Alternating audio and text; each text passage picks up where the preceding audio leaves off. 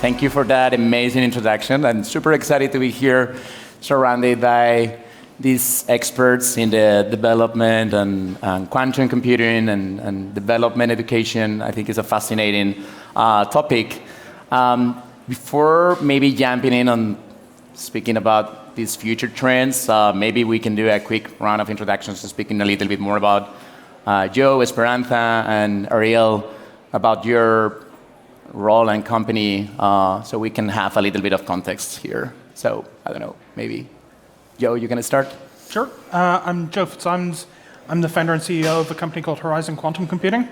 So I've spent about 20 years working on quantum computing, and I was a professor for a long time. And myself and some of my group members decided to jump ship about 4 years ago and start a company that's trying to focus on what we see as one of the main problems in quantum computing, which is how do you make use of the hardware once we get there? The other problem being, of course, how do you build the hardware? But that's a little bit beyond us. Great. Esperanza? Well, I'm head of strategy and outreach at Multiverse Computing. Multiverse Computing is one of the largest software companies in Europe. We focus on the practical applications of quantum computing, and we develop quantum software to address problems and issues in those companies. About my background, I'm an industrial engineer by my studies. That is what I took at university. And I spent most of my career in strategy consulting and then in finance. So I think I'm sort of an hybrid profile because I also took courses and programs on quantum computing in several institutions. Yeah. Thank you. Ariel? Yeah, so I am the founder and CEO of Microverse, and I started coding when I was about 6 years old.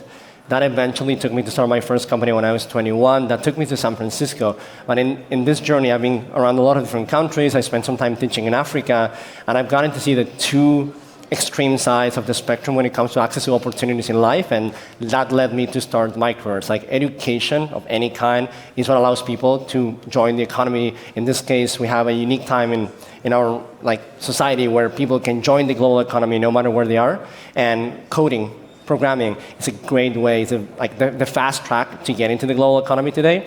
So I started this company to remove the barriers of access to education. We have a very unique pedagogical model that allows us to bring the cost per student to almost zero, while still making it super scalable and driving really high completion rates of any course that we launch. So that's what we do. We focus mostly on the developing and emerging part of the world.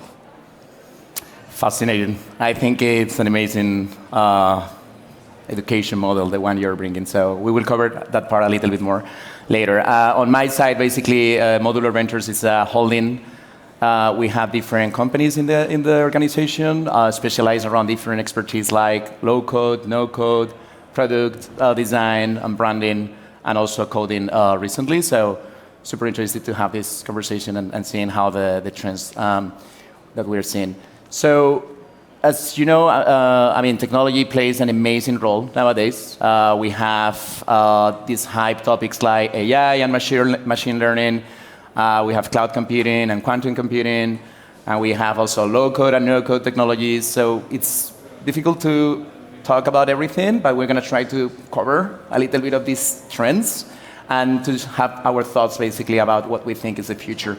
So I would like to start with computing, quantum computing, given that Joe came from Singapore until Madrid, and I know you have your European tour afterwards, but I think for the audience, quantum computing, probably you've been reading a little bit about it. I've been reading a little bit about it, but I'm not an expert at all. I think taking the opportunity to have Esperanza as well, would love to deep dive a little bit more about what's quantum computing trying to achieve? And to give us your thoughts, right? Like, we have these computers that we are programming since 1980s. It's the normal computers that we work every day. And you're trying to challenge the system on programming with this quantum computing. What is quantum computing? What do you want to achieve with this? Can you give us your point of view? Sure. So, what I'd say is that quantum computing is essentially a generalization of computing. So it comes from the realization that the model of computation we have that's been around since the 1940s or 1930s even, bakes into it certain laws of physics. It bakes into it a kind of idea about classical physics that excludes quantum mechanics. So there's this assumption that all information can be represented as a bit string. And that's not really true. And it's not true just because some values are continuous, but it's not true because actually in nature we have these things called quantum superpositions that you can't really represent as a finite bit string. They're a bit like probabilities, but different. So in a conventional computer, the state of the machine goes deterministically from one state to another to another. The bits in the machine are getting flipped deterministically according to some update rule that's embodied in a processor. And if you add randomness into this, if you have a random number generator, for example, instead of going deterministically from one state to another until you reach an output, instead there's multiple branches that you might go down, that the calculation might explore with different probabilities. And those are coming from the random numbers that are generated during the process. If you want to know the chance of getting a particular outcome, you need to add up all of the probabilities for the different paths. Quantum computing is a bit different because in nature it turns out that it's not really probabilities we have at the lowest level, but rather we have something called amplitudes, which are like the square roots of probabilities. And that means we can do computation in a way where you don't add up the different probabilities for the different paths, but you add up the different amplitudes. And because some numbers can be positive and some can be negative, it means you can have very many ways of getting to a particular outcome that conspire to cancel out. So you may have very many ways of seeing a particular outcome, but actually it never occurs. And making use of that and and building hardware to support that is at the core of quantum computing. But it's a fundamental generalization of computing. So the upside for quantum computing is that it's computing but more powerful. There's a chance it's computing all over again, but it's extremely hard to make these systems. Esperanza, you want to Yeah, comment a little bit? I think Joe has done a really brilliant explanation about this. I also like to think about quantum computing as computing like nature, in a sense, and also as a different paradigm of computation. And it's counterintuitive because it's based on quantum mechanics, right? So sometimes it challenges a lot our assumptions of how nature works in the end. And I particularly focus on, all right, so what do we do with these machines? What do we do with these algorithms? And can we harness the power of quantum mechanics to address some of our most pressing challenges? And we at Multiverse Computing, we believe we can.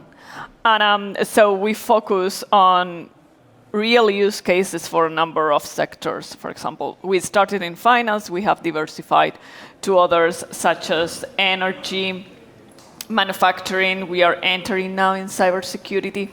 So it is, for me, the conversation is a lot about how can we use this, either through pure quantum systems or quantum-inspired systems. Awesome. And that was one of my next questions. It's like, quantum seems to be still very niche and early. What do you think are the main barriers to go and have more real business cases, right?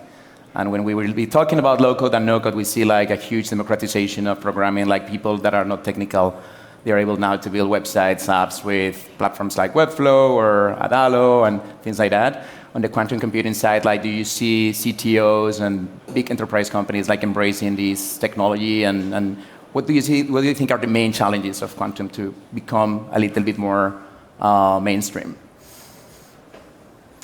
So, and also, I think a question would love to know is like maybe, you mentioned a little bit some of the industries. Also, maybe Joe, you can share a little bit if you have customers using quantum computing.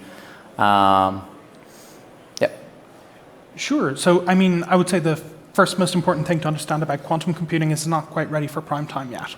So we have not yet seen quantum computers built that are capable of outperforming conventional computers on useful computation as far as we know.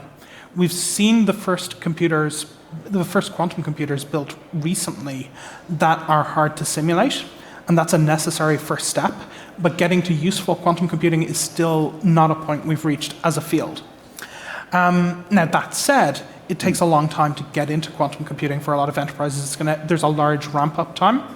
And if you look at the landscape at the moment, you certainly see that various sectors, from financial services to pharma to chemical industry, oil and gas, other areas of the energy sector, automotive, aerospace, defense, you see organizations, at least leading organizations in all of these fields, taking quantum computing very seriously and starting to build up quantum teams. But it's still a long path. It's going to take time to get there. Our focus is on trying to make it easier to harness the devices.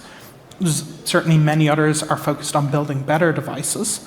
And there are companies like Multiverse that are building applications that are designed to make it useful for end users. Yeah, I think that's a great summary of the states and of the challenges that in general the field faces. And I think that Joe touches on a very important point, which is, in my experience, particularly in the corporate world, change doesn't happen from one day to the other. It takes it takes a long time. Now, and also speaking of manufacturers, I also like a lot to use IBM as an example, because these guys are made public their roadmap, and it is, I would say, pretty remarkable in my opinion. They are delivering on that. They are building quantum computer centers. They recently announced they are building one in Germany. So, and also in the field, there is more or less this view that we believe within 10 years it is feasible to have a error-corrected or fault-tolerant quantum computer. Of course, there are different views about this, but that is more or less the estimation right now. And also, we think that within this decade we will see the first practical use where quantum advantage is demonstrated without any doubt. Now, within this decade is in 7 years years time, and I mean, again, change takes time, and you need, as Joe was saying, you need to train your people, you need to think about how to use this, you need to build capabilities, and then you need to eventually deploy this in production. And so all the time I say, there are very important challenges, but I try to instill a sense of urgency because time flies. Very nice. Ariel, would you recommend to one of your students to study quantum computing, or you think this would be too early for your students, basically? I mean, I would encourage anybody to explore their dreams, right? But the people we work with are people that, as I said before, trying to join an economy that is much more powerful than what they have locally for the most part. So we're trying to look for a type of education and a path that leads to like short-ish term outcomes. And of course, for people that come with more theoretical physics background, I'm sure there's a lot to do there. And as the ecosystem of tooling, applications, abstractions are built in the quantum world, I'm sure other types of developers without that background will also be necessary. But I think it's an interesting spectrum, right? And I was thinking, imagining like transportation as an analogy, like we have the rockets of the world, right? And trying to get us to Mars. We have the planes, the cars, the scooters, and they're all necessary for different types of use cases. And in the same way, we have the quantum computing, the more like deep tech, but code-driven as it is today, the more like full-stack web development, the no-code, and everything has its place. And it's about understanding when to use it, how to use it, and what are the opportunities in this spectrum to enable more people to be part of taking advantage of the tools. Yeah. I think, actually, I was talking the other day with Joe and Esperanza about quantum computing, and I believe you told me that in order to be an expert or a decent programmer on quantum, you need to take at least 10 years. That's true? So, I mean, I would say to be in a position where Not to program. So the programming of a quantum computer is relatively straightforward. You could probably pick that up in a couple of days. The frameworks are extremely primitive at the moment, so it's very easy. Okay. The problem is knowing what to program. So the problem is coming up with algorithms to tackle particular problems. Now, there are frameworks available from many companies at this point that implement variational algorithms, for example. Sometimes these go by names of QAOA and VQE and things like this, where you aren't really programming the quantum computer, you're treating it a bit more like a neural network. So you start out with some random parameterized program, and you just start tweaking the parameters by gradient descent in the same way you would train a neural network. So you try to learn the program. And that's very approachable. It's similarly approachable to many ML frameworks that are available at the moment. But the problem is the algorithms we know that actually have a provable advantage, that actually give a big speed up, they don't work in this way. They have mathematical structure that you need to figure out beforehand, and getting into that's very challenging. So that you need a lot of background for. But I would say that actually it's a pretty common misconception that to work in quantum computing, you need to be an expert in quantum computers. And that's not true. Some of our best team members come from outside quantum computing. So, for example, Amanda Chu, who's our director of product, she came from Microsoft, where she'd been working on Visual Studio, which is perfect for a DevTools company, right? But it's important to be aware, for people looking at this field, potentially considering coming into the field, that there's multiple paths in. You don't have to be an expert in quantum computing to work in quantum computing. Yeah, I think that it's important in a sense to differentiate, right? So as Joe was saying, coming up with new algorithms, and that is hard because it's developing something totally new and using a totally different mindset. However, there are many other things that you need to do, right? So, and for those or many other things, it's as Joe was saying, as one of my professors at MIT said, we need people from all walks of life. And I think, and also as Richard Feynman, the Nobel Prize in Physics, said, there is room for everyone at the bottom. So what I would say for people who are looking into entering this field is, you need a basis. So I would encourage them to learn. You don't need to go super deep, but you need to speak quantum as a, let's say, basic to medium level, so you can follow the conversations, and then see where your skills and your background can contribute to the field. Okay, thank you. Just to close the quantum computing, what would be the name of a quantum computer programmer? Is there any specific name, or it just didn't come up? Like we are, for example, inventing these roles in the no-code space. Hey, now you're a product maker because you can design, you can build. We came up with these names, right? Is there any specific name for quantum computer programmers? Well, you mentioned MIT earlier, and Seth Lloyd, who was a professor at MIT, he calls himself a quantum mechanic, and that's probably not a bad name for it. Yeah, absolutely. In my company, I think, I don't know if we are very original or not, but we have quantum engineers, quantum developers. Okay. So it's basically same as classical and adding quantum, but I'm sure that along the way more names will come. And it sounds like it's not like quantum computing is an alternative or replacement to other types of coding. It's just a layer in the ecosystem that gives us a different approach and probably a more powerful one to the current way of computing information, but that on top of that there will be several other layers in which some of them will be the same developers we have today, except that they're built with a framework that abstracts a new layer that might be new to all of us, right? Is that a correct assumption? So certainly a lot of our work is focused on building that abstraction. We're trying to get to a point where we can completely abstract away the quantum computer so that you're just talking about the types of data you want to manipulate and how you want to manipulate it. Yeah, and I think you have expressed it. I agree with your views, definitely, Ariel. And we talk a lot in this field about indeed, quantum computing is not here to replace anything. It's more about adding to computing, and also we believe that the future is hybrid. So there will be things that will be done by classical computers, there will be things that will be done by quantum computers, and the two of them, or the two paradigms, better said, will be working together. You brought up an interesting topic, actually. I think AI, ChatGPT, machine learning is a trending topic right now. There is kind of like a lot of people or developers thinking that it might replace their work. I mean, Ariel, what are your thoughts about it? You have a coder education company. What is the market asking for? And you are in touch with a lot of new developers and also upskilling developers.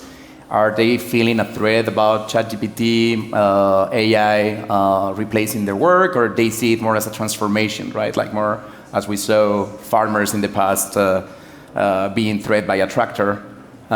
What's your point of view here? And also, what are the trends that you see in the market? People from the companies maybe asking for specific skills and so on. Yeah, I think we are, whether we want it or not, we see all our students leveraging tools like GitHub Copilot and ChatGPT. So it's part of, we have to do something about it, because otherwise they end up showing up to interviews using the tool in an incorrect way and they get rejected. So it became a necessary part of like protecting them and also helping them leverage those tools correctly.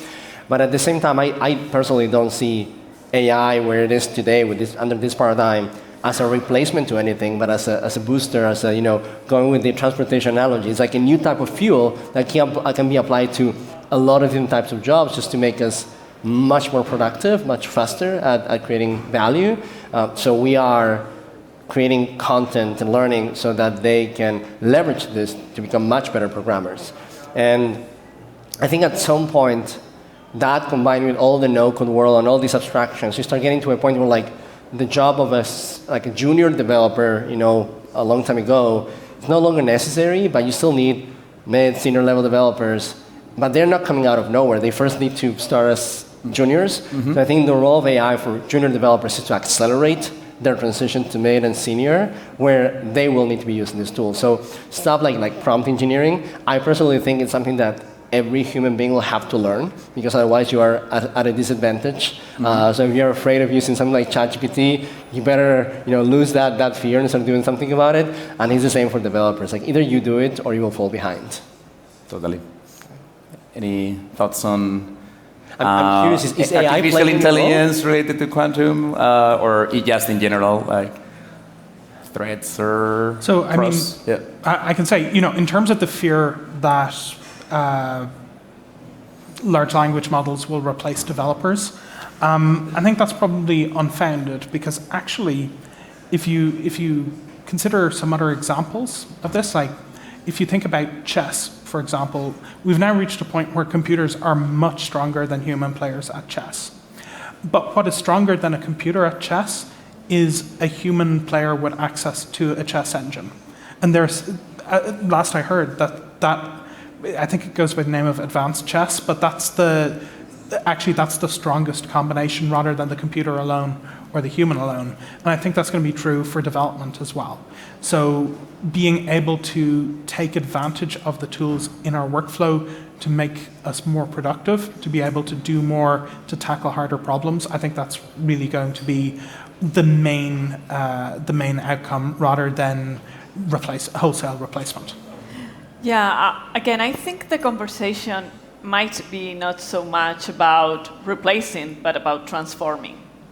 So your example about chess, I think it's a great one, in the sense that it shows how humans interact with machines. So this conversation is pretty much about human-machine interaction, and also about how our technology, whether it's quantum or artificial intelligence or whichever we think about, changes us in the process, changes our economies, our societies. So yeah, some jobs will be replaced, but other will be transformed and other will merge. Now, what I think is important as well in this conversation is the ethical principles that guide all of this. So I believe we all in technology need to have honest, brave conversations and deep reflections about where we want to go and how we can get there. 100% agree with that. Yeah. All right, we're running. We only have 2 more minutes, and I think, yeah, AI. I totally agree with what you say. I think it's more a transformation of the way. So developers must be probably learning all these AI solutions right now if they want to keep going on, right, and developing their careers. What I see, it could be a bigger threat, could be platforms like OutSystems that they provide low-code or no-code solutions, right? Because they're opening to the democratizing basically the code or the product creation to a lot of people that before they were not able to do it. So our point of view is basically, it's not a threat, it's a transformation as well, but I think a lot of developers are also becoming more product developers in a way, right? Like it's not just coding, it's also thinking about the business and all these no-code tools. They're allowing you basically to make both decisions. I think for entrepreneurship, launching new products, MVPs, product marketing, and so on, is amazing what it's offering there.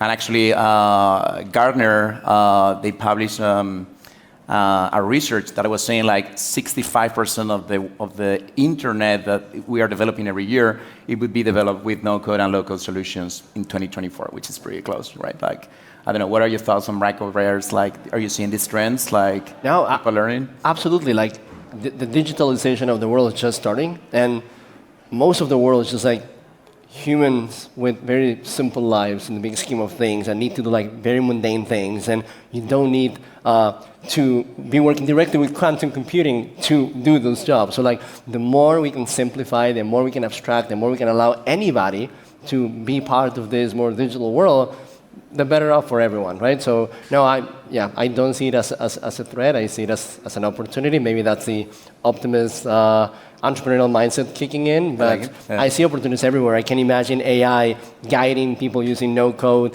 to build tools that are much more production ready, that can have a much bigger impact than if they were to build it on their own without coding knowledge. Like, yeah, there are many opportunities there. Yeah.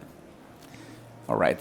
I think we ran out of time, but I wanted to thank you, all of you, this time. I hope people enjoyed and you have a better knowledge of quantum computing, which probably is going to be part of the future in 7 years, but it's starting now already, and the rest of the trends. So thank you, everyone, and thank you to all of you.